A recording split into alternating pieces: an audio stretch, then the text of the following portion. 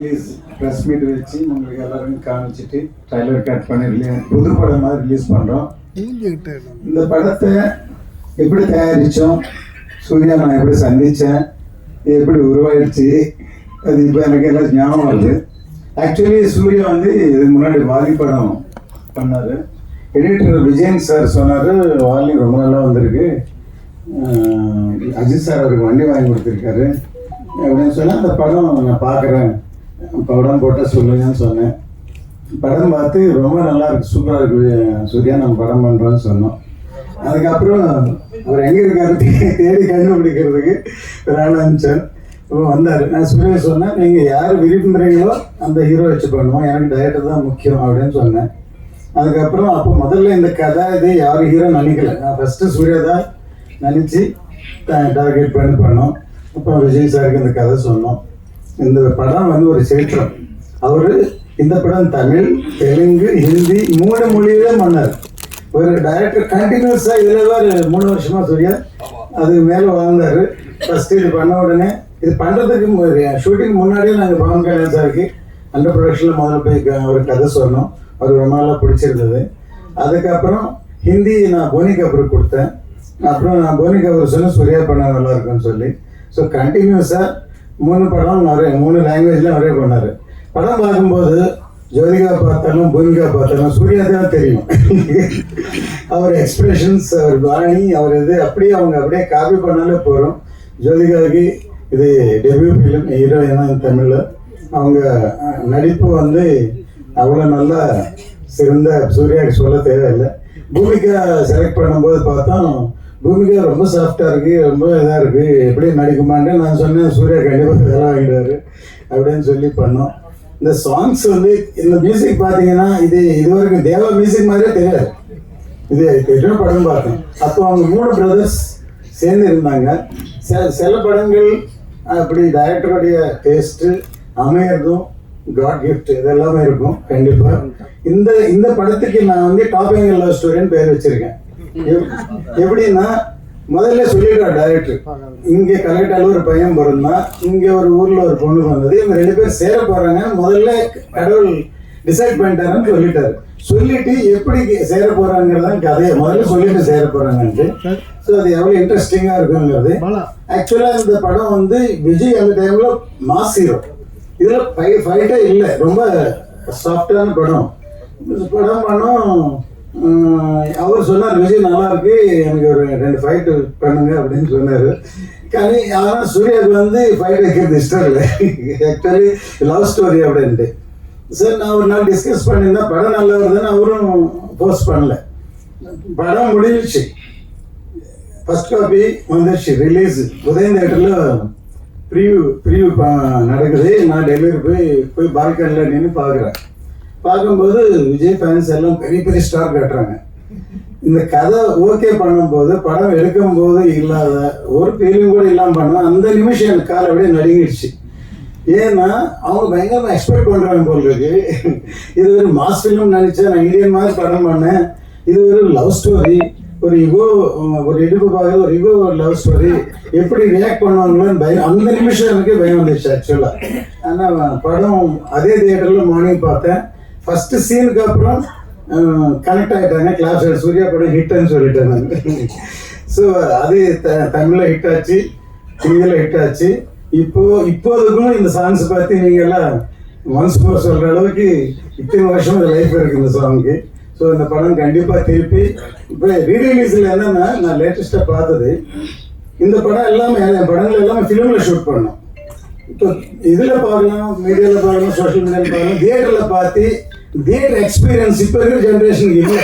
இப்போ முதல் வாட்டி இது டிஜிட்டலாக கன்வெர்ட் பண்ணி 4K ரிலீஸ் பண்ணுறதுனால இப்போ நீங்கள் ரசித்த மாதிரி ஃபேன்ஸ் எல்லாரும் வந்து தியேட்டரில் என்ஜாய் பண்ணலாம். அந்த தியேட்டர் எக்ஸ்பீரியன்ஸ்க்காக தான் ரீரிலீஸ் படங்கள் நல்லா போகுது. இப்போ பார்க்குற சந்தர்ப்பம் இல்லைல்ல. இப்போ லாஸ்ட் டைம் கில்லி பண்ணோம். கில்லி இந்தியாவிலவே ஃபஸ்ட்டு ரீரிலீஸில் பிகெஸ்ட் ஹிட்டு. இப்போ அடுத்தது இப்போ குஷி பண்ணுறோம். கண்டிப்பாக இப்போ இங்கே ரிசல்ட் இங்கே தெரிஞ்சிட்டாங்க, கண்டிப்பாக பெரிய ஹிட்டாக நினைக்கிறேன். இப்போ நான் இப்போ இந்த அளவு பேசுனதில்லை, இப்போ மற்றதெல்லாம் சூர்யா தான் பேசுவார் எல்லாரும்.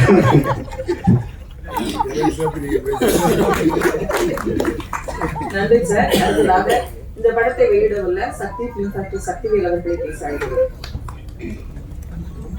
வரவேற்பு பிரஸ்கிட்டே ஒரு வரவேற்பு வந்துருச்சுன்னா தியேட்டர்ல என்னவா இருக்குங்கிறத வந்து நினைச்சு ஒரு டிஸ்ட்ரிபியூட்டரா அவ்வளவு பெரிய சந்தோஷம்.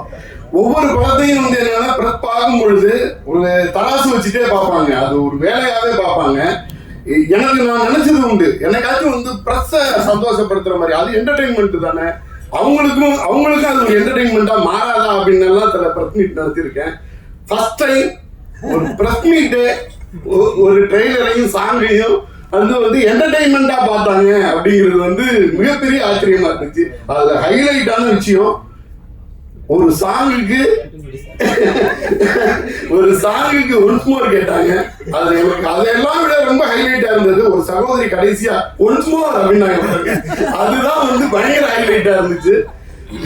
இதை விட ஒரு படத்தோட வெற்றியை வந்து வேற எதுவும், ஏன்னா ஒரு பிரஸ் வந்து இன்னைக்கு வந்து பல லட்சம் பேருக்கு சமம். ஒரு பிரஸ்ல இருந்து இங்க 200 பிரஸ் இருக்காங்கன்னா ஒவ்வொருத்தரும் இங்க உட்கார்ந்து இருக்க ஒவ்வொருத்தரும் பல லட்சம் பேருக்கு சமம். எனக்கு தெரிஞ்சு இந்த பல லட்சம் பேரோட வாழ்த்துக்களோட அவங்களே என்டர்டெயின் பண்ண ஒரு மிகப்பெரிய பிளஸ்ஸிங்கோட சார் மிகப்பெரிய வெற்றி வந்து காத்துட்டு இருக்கு அப்படின்னு நினைக்கிறேன். நான் இந்த சாங் பார்த்துட்டு இருக்கும்போது, கட்டிப்பிடிடா சாங் பார்த்துட்டு இருக்கும்போது விஜய் சார் வந்து அரசியல்லாம் வச்சிருக்காரு, அரசியல்லாம் வந்துட்டாரு. நான் வந்து கோரிக்கை கொடுக்கணும்னு நினைச்சேன். மும்தாஜ் மேம்க்கு தமிழ்நாடுல இந்தியாவோட எந்த இடத்துல நீங்க இருந்தீங்கன்னாலும் குஷியோட ரீரிலீஸ்ல ஃபர்ஸ்ட் டே ஃபர்ஸ்ட் ஷோ வந்து தியேட்டர்ல பாருங்க. உங்க லைஃப்ல அப்படி ஒரு சந்தோஷத்தை அடைய மாட்டீங்க. அந்த அளவுக்கு பொதுமக்களால கொண்டாடப்படக்கூடிய ஒரு பாட்டா இருக்க போகுது. ஏன்னா இங்க பிரஸ்ஸே அந்த பாட்டை ஒன்மோர் கேட்டாங்க. அதை விட வந்து இதுக்கு வந்து எதுவுமே சொல்ல வேண்டியது இல்லை. எனக்கு சும்மாவே வந்து எஸ்.ஜே. சூர்யா சார்னாலே ஒரு எனர்ஜி தான். ஒரு ஆஸ் பவர்ல சொல்ற மாதிரி எஸ்.ஜே. சூர்யா சார் பவர்ல சொல்லலாம். இதுல கட்டிப்பிடிடா சாங்ல பாத்தீங்கன்னா இடையில ஹார்ஸோட சவுண்டு மிக் பண்ணி வருது.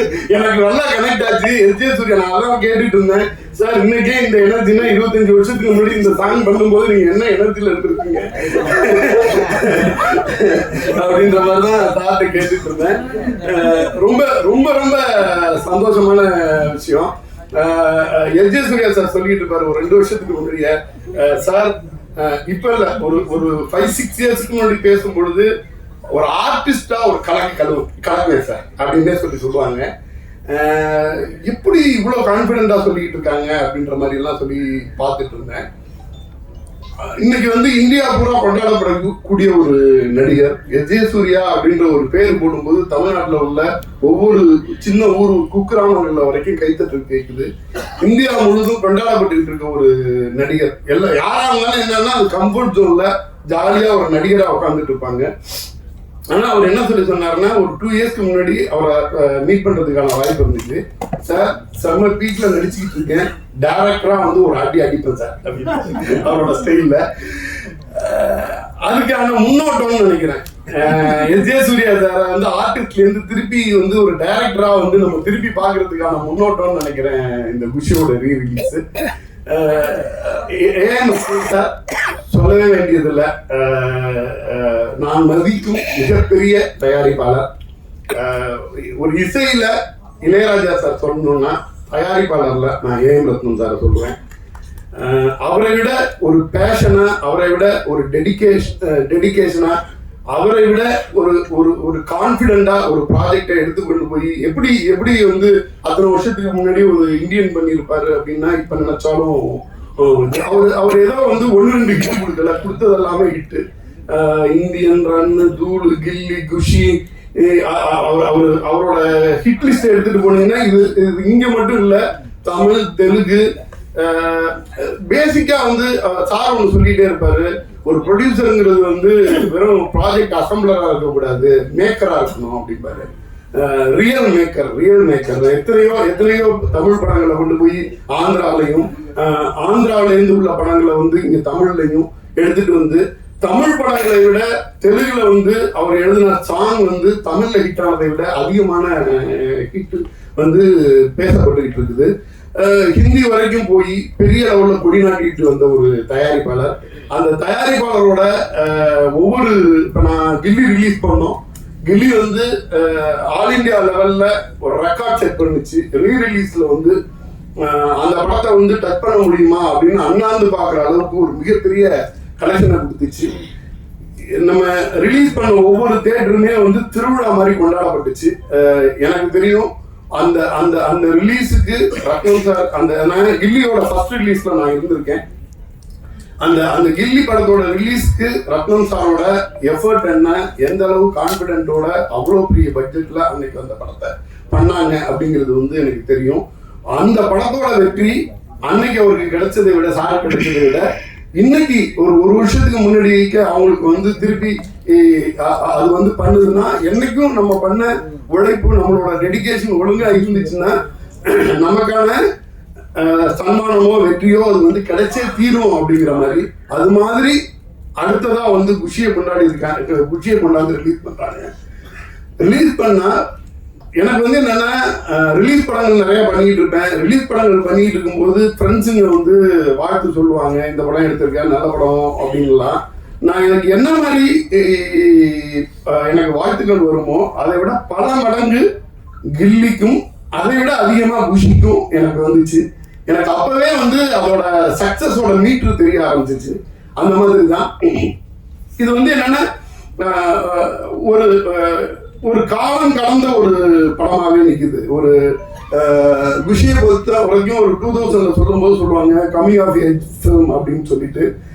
நான் சொல்றேன் 2025 இயர்ஸ் கழிச்சும் இது கமிங் ஆஃப் ஏஜ் ஃபிலிமாக தான் இருக்கும் அப்படின்னு நான் நினைக்கிறேன். இன்னைக்கு உள்ள 2K kids, Gen Z kids யார் பார்த்தாலும் அவங்களாலையும் இந்த படத்தை வந்து ஒரு ஒரு ஒரு ஒரு ஈகோவையோ அல்லது ஒரு அடம்பிடிச்ச கருதையோ அவ்வளோ அழகாக ரிலேட் பண்ணிக்க முடியும் அப்படின்னு நினைக்கிறேன்.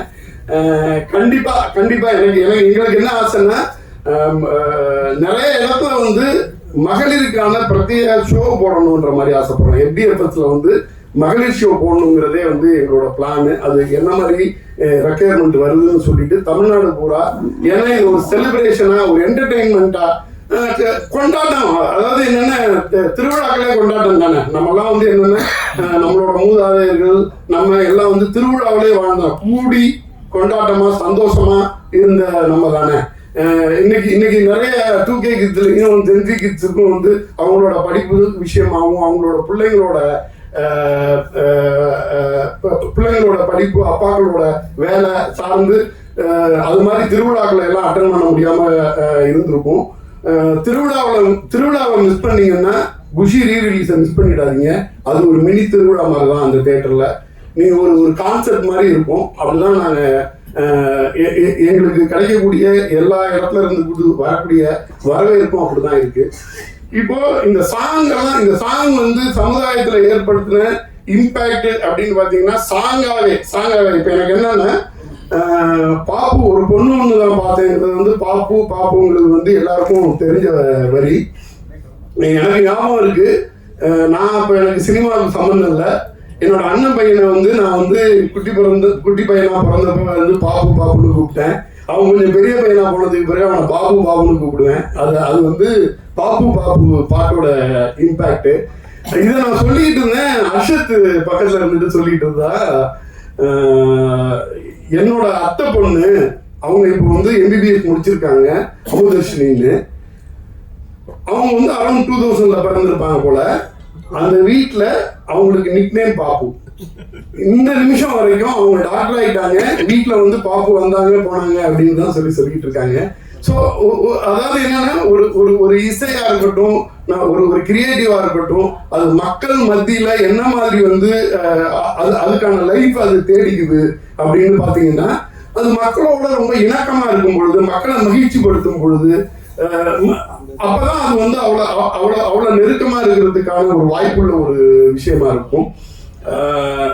குஷி நிறைய நிறைய நிறைய வெற்றிகளை பார்த்துருக்குது. 175 டேஸ் வந்து பல திரையரங்கங்கள்ல ஓடுனது. 100 டேஸ் எத்தனை தியேட்டர் அது எடுத்து போடும் பொழுது தளபதி ஃபேன்ஸ் எல்லாமே வந்து ரொம்ப ரொம்ப பாசிட்டிவான ஆட்கள். நான் ரீரிலீஸ்னு போட்டதுக்கு பிறகு அதுக்கு கீழே அழகா டேட்டா எடுத்து போட்டிருந்தாங்க. அது 50 நாள் வந்து எத்தனை தேட்டரில் வந்து ஓடிச்சு, 100 நாள் எத்தனை தேட்டரில் ஓடிச்சு, 150 நாள் எத்தனை தேட்டரில் ஓடிச்சு அப்படின்னு சொல்லிட்டு அவங்களோட எனர்ஜியை நம்மளை வந்து இன்னொரு மடங்கு எக்ஸ்ட்ரா எனர்ஜியாக ஒர்க் பண்ண முடியுது.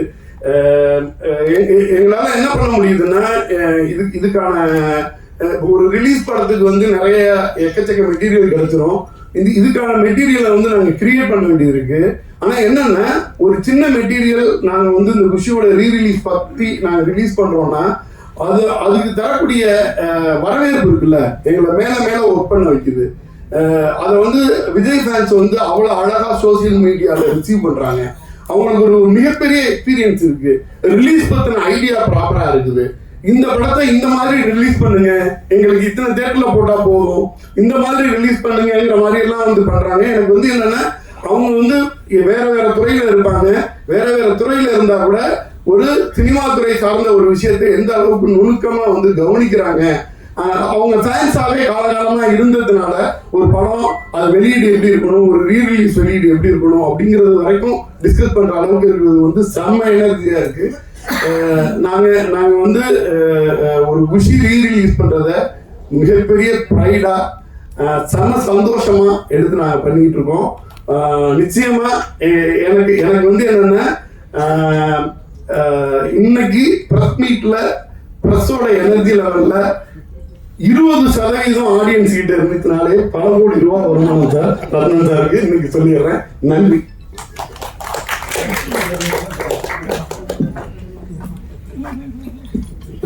இப்போ பார்ட் 2 ட்ரெண்டு போகுது நடக்குது இப்போ இந்தியாவில்.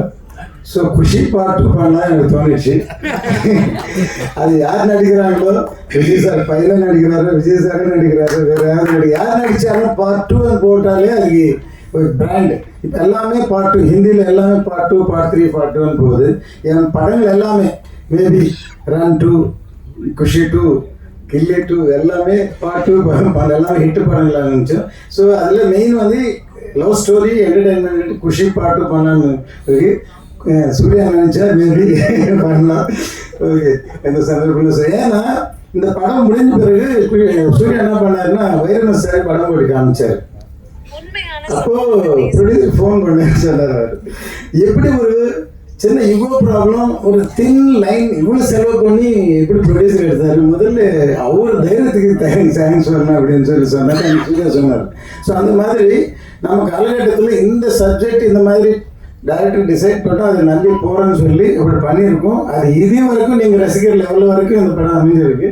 அதுக்கு சூர்யாவுடைய வளைப்பு அது இல்லாமல் அவர் என்ஜாய் பண்ணி பண்ணியிருக்காரு. சூர்யாவோட ஒரு மூமெண்ட், ஒரு இன்ச்சு, எல்லாமே எனக்கு தெரியும். ஸோ அது எல்லாமே இதில் தெரியுது. பார்ட் 2 பண்ணுவோம் சூர்யா. சார் மேபி சூர்யா சாரே நடிக்கிறேன்னு கூட சொல்லுவாங்க சார். அடுத்ததாக நாம் பேச அழைக்கிறோம். அன்பென்றும் அறிவென்றும் பல மலர்கள் பூத்து குலுங்கும் மலர்களாக ஊரும் சினிமா உலகம் தினம் கொண்டாடும் கலைஞன், மனிதன் சிரிப்பில் நடிப்பில் ரசிகர்களின் இதயத்தை மகிழ்வித்து இடம் பிடித்த எனர்ஜி பூஸ்டர் SJ சூர்யா குஷி பட இயக்குனர் அவர்களை இப்போது பேச அழைக்கிறோம். இவங்களை சந்திக்கிறதுல வந்து ரொம்ப ரொம்ப சந்தோஷம். ஆக்சுவலாக ரீசெண்டாக ரிலீஸ் இல்லாமல் இருந்ததுனால இப்போ இதே ஒரு சாக்கா வச்சு உங்களை எல்லாம் செஞ்சது எனக்கு ஃபஸ்ட்டு சந்தோஷம் அது எனக்கு முதல்ல. அப்புறம் நல்ல ஒரு மாலை குஷி படத்துக்கு நீங்கள் ப்ரெஸ்லேயே உள்ள ரெஸ்பான்ஸ் கொடுத்தீங்கன்னா தேட்டர் என்ன ஆக போகுதுன்னு தெரியல. அதுவும் இன்னைக்கு இளைய தளபதியை திருப்பி பார்க்கறதுக்கு எனக்கு ரொம்ப சந்தோஷமா இருக்கு. திருப்பி ரொம்ப ஏன்னா we are missing that space இல்லை. ரொம்ப ரொம்ப க்யூட்டாக ரொம்ப அழகான ஒரு பர்ஃபார்மன்ஸ்.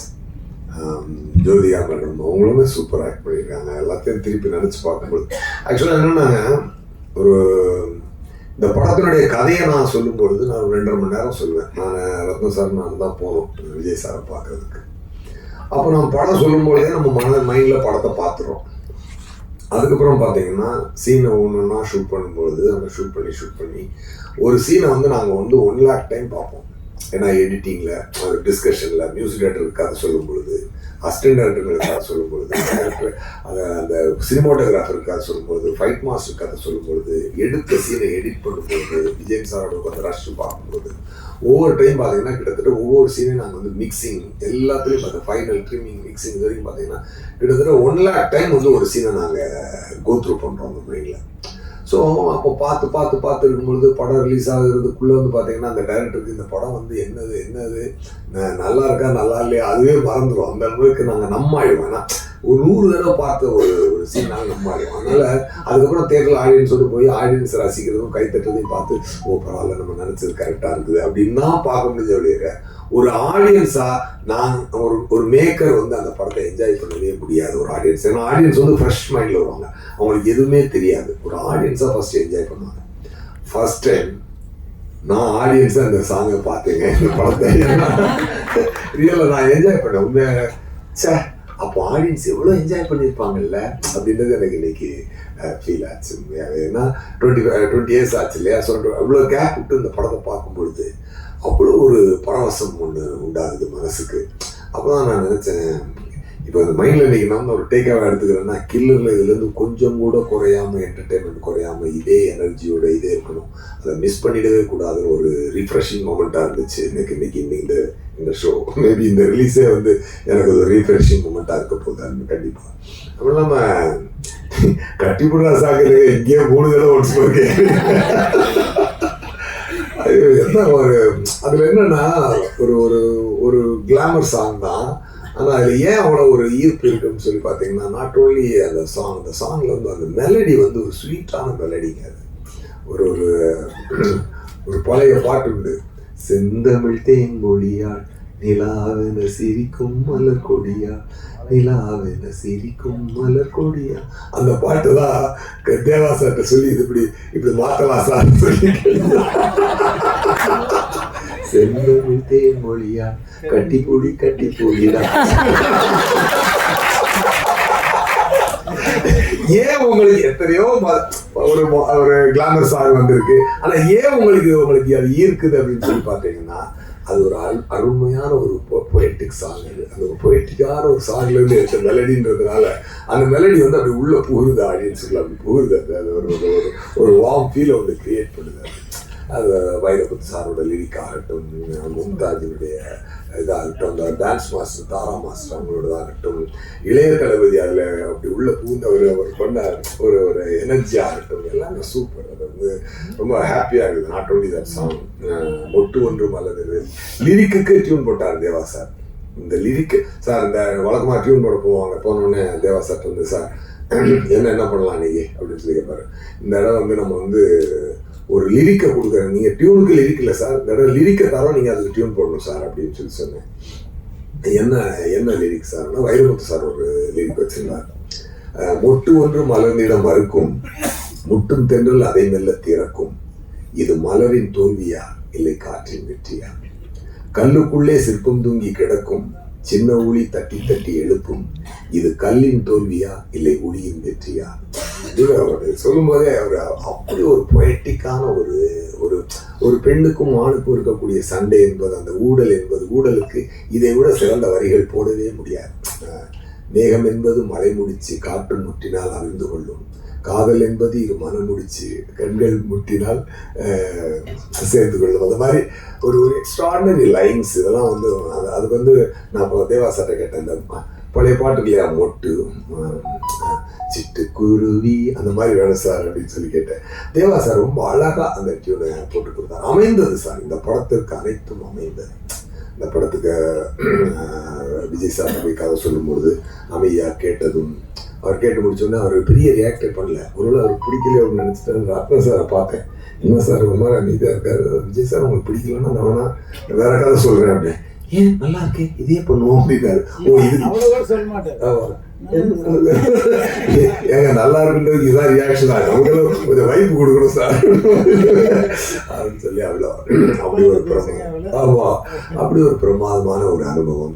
ரத்னம் சாருமே வந்து பார்த்தீங்கன்னா ஒரு மிகப்பெரிய ப்ரொடியூசர். அவர் டாபிக் வர்றதுக்கு முன்னாடி நான் 2 பேரை பற்றி சொல்லி ஆகணும். ஒன்று மறைந்த அமரர் ஒளிப்பதிவாளர் ஜீவா சார் வந்து இன்னைக்கு இந்த படத்துக்கு இப்படி ஒரு அருமையான விஷுவல்ஸை கொடுத்துருக்காருன்னு சொல்லி சொன்னார். டெஃபினட்டாக அவர் இந்த ஒரு காலத்தில் நான் நினைத்து பார்க்கிறேன். அதுக்கப்புறம் அந்த படத்தில் வந்து நல்ல ஒரு வைப்பு கொடுத்த விவேக் சார், அவர் இந்த படத்துக்கு பண்ண ஒரு கான்ட்ரிபியூஷன் அது வந்து மக்களுக்கு அவங்க ஈஸியாக அதை பண்ணி உள்ளுக்குள்ள நல்லா அவங்கள சீன் கதையாக போகும்போது நடுவில் ஒரு மாதிரியான சீன் வந்து கொடுக்குற ரிலீஃப் வந்து அடுத்த அந்த கதையை ஃபாலோ பண்ணுறதுக்கு அது கொடுத்த ஒரு எனர்ஜி என்பது மிகச்சிறந்த ஒரு எனர்ஜி. எல்லாமே அது மாதிரி ரத்னம் சார் வந்து ஒரு மிகப்பெரிய ப்ரொடியூசர். இன்றைக்கி வந்து அவர் பார்த்தீங்கன்னா அவர் காசு வந்து அவர் இந்த படத்துக்கு நீங்கள் ஆடியன்ஸாக நீங்கள் எவ்வளோ காசு அவருக்கு கொடுத்தாலும் அது வந்து தாகும், அது வந்து பத்தாது. ஏன்னா அவ்வளோ செலவழிச்சிருக்காரு இந்த இண்டஸ்ட்ரிக்கு. அவர் தன்னுடைய பெரும்பான்மையான வாழ்க்கை இந்த இண்டஸ்ட்ரிக்கு அவர் செலவழிச்சிருக்காரு. எத்தனை இயக்குநர்களுக்கு வாழ்க்கை, எத்தனை மியூசிக் டைரக்டருக்கு வாழ்க்கை கொடுத்துருக்காரு, என்னுடைய வாழ்க்கையை அடுத்த கட்டத்துக்கு எடுத்துகிட்டு போகிறதுக்கு குஷி ரொம்ப முக்கியமான ஒரு காரணமாக இருந்தது. இன்றைக்கி வந்து நான் தெலுங்கில் நடிக்கிறேன் அதெல்லாம் சொல்லி வந்தாலும் இன்றைக்கி நான் போகும்போது நான் தெலுங்கில் எனக்கு ஒரு ரெப்புடேஷன் இருக்கிறதுக்கு ஒரு முக்கியமான காரணமாக இருந்தது அந்த குஷி தெலுங்கில் எடுத்தது ஒன்று. கண்டிப்பாக அதுக்கு வந்து நான் ரத்னம் சாருக்கு என்றைக்குமே நான் நன்றி சொல்லுவேன். ஒரு சிறந்த ஒரு கேட்டை ஓப்பன் பண்ணி கொடுத்து என்னுடைய கலை தீனிக்கு வந்து ஒரு அடுத்த கட்டத்துக்கு கொண்டு செல்லக்கூடிய ஒரு படமாக இந்த குஷி அமைந்தது. அதுக்கப்புறம் வந்து நான் என்றைக்குமே வந்து டைரக்டர் ஆகணும்னு இண்டஸ்ட்ரிக்கு வரவே இல்லை. நான் வந்து நடிகர் நானும் வந்ததுனால அவங்களுக்கே தெரியும். பட் அதனால தான் அதுக்கப்புறம் நான் டைரக்ஷன் நிப்பாட்டிட்டு ஆக்டிங்கில் நியூ வந்து எப்படி போயிட்டது. பட் இப்போ நான் திரும்பி பார்க்கும்பொழுது இதில் இவ்வளவு அதான் சொன்னேன், ஆடியன்ஸாக நான் இன்னைக்கு ஆடியன்ஸாக இந்த சின்ன ட்ரெய்லரையும் இந்த 2 சாங்கையும் ரசித்தேன். அப்போ கண்டிப்பாக படம் எவ்வளோ ஒரு எனர்ஜியோட வந்துருக்குன்னு பார்ப்போம். இது ஒன்றே என்னென்னா சார், பிளெஸ்ஸிங் தான் சார். ஒரு நல்ல அமைந்த பிளெஸ்ஸிங். அன்றைக்கி பத்திரிகையாளர்கள் நீங்கள் கொடுத்த அன்பும் இன்றைக்கி அந்த ப்ரெஸ்ஸில் அன்றைக்கி நான் சந்தித்தவங்களாம் இன்றைக்கி அப்படியே பார்க்குற எல்லாரையும் ரொம்ப ரொம்ப சந்தோஷம். இன்றைக்கி புதுசான ஆளுங்களும் வந்துருக்காங்க. ஸோ குஷி மிகப்பெரிய கொண்டாட்டமாக இருக்க போது தியேட்டரில். இல்லாமல் இன்றைக்கி ஆண்ட்ரூ சார் கூட வந்தார், என்னை பார்க்க ஆஃபீஸ்க்கு வந்தவுடனே ஆண்ட்ரூ சார் வந்து அதில் வந்து இப்போது என்னை வச்சு வதந்தினே ஒரு வெப் சீரிஸ் பண்ணார். அது நல்ல ரீச் ஆச்சு ப்ரைமில். அதுக்கப்புறம் கொலைகாரன் டைரக்டர் என்னுடைய அசிஸ்டண்ட் அவர். ஸோ வாலியிலேருந்து என்னோட அசிஸ்டண்ட் ஒர்க் பண்ணார். சரி வந்தார், சார் வாங்க சார் குஷி தான் போகலாம் அப்படின்னு சொல்லிட்டு. ஏன்னா எனக்கு தெரிஞ்சு ரீரிலீஸுக்கு தான் ஃபஸ்ட்டு ப்ரெஸ் மீட்னு நினைக்கிறேன்ல, ஃபஸ்ட்டு ப்ரெஸ் மீட்டு. அதுவே ஒரு நல்ல ஒரு அருமையான ஒரு ஹிஸ்டாரிக்கல் மொமெண்ட் தான் இது. இந்த பரட்டா ஒரு சூப்பர் அதுவும் சூப்பர் படம் தான். அது சந்தோஷம். இது சக்தி சார் வந்து சக்தி ஃபிலிம் ஃபேக்ட்ரி அதில் ரிலீஸ் பண்ணுறாரு. அவருடைய இதில் உங்களுக்கு வாழ்த்துக்கள் சார். டெஃபினட்டாக அது வந்து என்னென்னா அவர் வந்து ஜஸ்ட் அவர் இது வந்து ஒரு டிஸ்ட்ரிபியூட்டரை மட்டும் தொடலை, அவர் ஒரு ஃபேன் பாயா, ஒரு லவர் பாயா அவர் வந்து இந்த படத்தை குஷி அவர் வந்து எங்களோட மனசுலேருந்து சந்தோஷமாக அவர் எடுத்துக்கொண்டு வந்திருக்காரு. அதை I can feel it sir. அது உங்களுடைய எனர்ஜி என்னால் ஃபீல் பண்ண முடியுது. ரொம்ப ரொம்ப சந்தோஷம். அப்புறம் நம்ம குஷி படத்துடைய ஃபைனான்சியர் ரமேஷ் அவருடைய ஃப்ரெண்டு நம்ம முருகன் சார், அவரும் இங்கே வந்திருக்காரு. அவரும் தயார் பண்ணாரு. ஸோ இண்டஸ்ட்ரியில் எவ்வளோ வளர்ச்சிகள், எத்தனையோ பேருக்கு ஒரு பாதையாக இருந்த குஷி. நமக்குமே இன்றைக்கி இது ஒரு ரீஃப்ரெஷிங்காக பார்க்கும்பொழுது இனிமேல் இந்த மாதிரி நல்லா மக்களுக்கு வந்து அந்த சாங்ஸ், அந்த எனர்ஜியான சாங்ஸ் அதெல்லாம் மேகம் இருக்குது அந்த பாட்டு எல்லாமே. ஸோ மக்கள் பயங்கரமாக என்ஜாய் பண்ண போகிறாங்க. டெஃபினட்டாக எவர் கிரீன் மூவி குஷி. அது இறைவன் கொடுத்த ஒரு வரம், இறைவன் கொடுத்த ஒரு அமைப்பு, நல்ல விஷயங்களாக சேர்ந்து அமைந்தது. அப்படி ஒரு அமைப்பு வந்து ரொம்ப ரேராக தான் அமையும். அது ரொம்ப சந்தோஷமாக இருக்குது. Thank you so much. நீங்களும் ஒரு மியூசிக் டைரக்டர், நல்லா பாடுவீங்க. இந்த குஷி படத்துல வந்து சார் கட்டிப்புடி கட்டு சாங் வந்து எடுக்கும் போதே இவ்வளவு ஹிட் ஆகும்னு நினைச்சீங்களா? அந்த ஷூட்டிங் ஸ்பாட் எக்ஸ்பீரியன்ஸ் பற்றி எனக்கு கொஞ்சம் சொல்லுங்க சார். ஆக்சுவலாக சாங் வந்து எப்பவுமே வந்து அந்த ரெக்கார்டிங்லேயே தெரிஞ்சிடும். அது ஒரு வைப் வந்துடும் அந்த ரெக்கார்டிங்கில். ஏன்னா எதுவுமே மனசுக்கு உள்ள ஹிட் ஆகாமல், உள்ள எனர்ஜி ஏற்றாமல் ஒரு விஷயத்த நாங்கள் பண்ணுறதே கிடையாது. ஸோ அதான் சொல்கிறேனே, அந்த கிரியேட்டிங் ஏரியாவில் தான் நாங்கள் என்ஜாய் பண்ணுறது. அது மொத்தமாக ப்ராடக்டாக வந்து நிற்கும் பொழுது ஒரு நாள் என்ஜாய் பண்ணுவோம், ஒரு நாளில் நம்ம முகத்தை கண்ணாடியில் பார்க்கும்போது சூர்யா நீ ரொம்ப அழகா இருக்கடா அப்படின்னு தோணும். ஒரு நாள் என்ன இவ்வளோ கேவலமாக இருக்கும் அப்படின்னு தோணும். அந்த மாதிரி அது வந்து என் உணர்வுகள் மாறிக்கிட்டே இருக்கும். அதனால் உண்மையை சொல்லணும் அப்படின்னு சொன்னால் நான் உண்மையாகவே சொல்கிறேன். நான் இன்னைக்கு ஆடியன்ஸாக தான் குஷி என்ஜாய் பண்ணி உட்காந்து பார்த்தேன். நான் இந்த சாங்குகளை பார்க்கும்போது ஏன்னா நானும் இப்படி டிவியில் பார்த்துருந்தேன், டிவியில் வந்துருச்சு, யூடியூப்பில் பார்க்குறோம், நம்ம யூடியூப்பில் சோனியில் கனெக்ட் பண்ணிட்டு அப்புறம் அப்படி பார்க்குறோம். அப்போமெல்லாம் அது பெரிய ஸ்க்ரீனில் பார்க்கும்போது இன்னும் அதோடைய டெஃபினட்டாக ஆடியன்ஸ் அதை என்ஜாய் பண்ணுவாங்க. இல்லை நீங்கள் கேட்ட கொஸ்டின் எனக்கு புரியுது. பட் என்னென்னா ஆமாம் இல்லை அதாவது என்னென்னா நாங்கள் எது பண்ணாலும் ஹிட் ஆகும் அப்படிங்கிற நம்பிக்கை எப்பொழுதுமே உண்டு. அது என்னன்னா நமக்கு உள்ள ஹிட் ஆயிடுச்சுனாலே அது ஹிட் ஆகிடும், அவ்வளோதாங்க. அதனால அது வந்து தான். பட் உண்மையாக அன்னைக்கு என்ஜாய் பண்ணதை விட நான் இன்னைக்கு தான் ரொம்ப என்ஜாய் பண்ணேன்.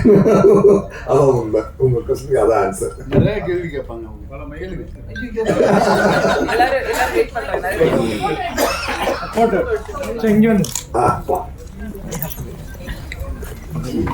20 வருஷத்துக்கு அப்புறமும் ஒரு டைரக்டர் ஒரு ப்ரொடியூசர் இப்படி ஒரு அழகான மேடையில இருக்காங்கன்னா அது ரொம்ப பெரிய விஷயம், சந்தோஷமா இருக்கு. குஷி டூலையும் அது தொடரும் நம்புவோம். ஒரு குரூப் போட்டோ பிறகு நம்மளோட கொஸ்டின்ஸ் எல்லாம் கேட்கலாம்.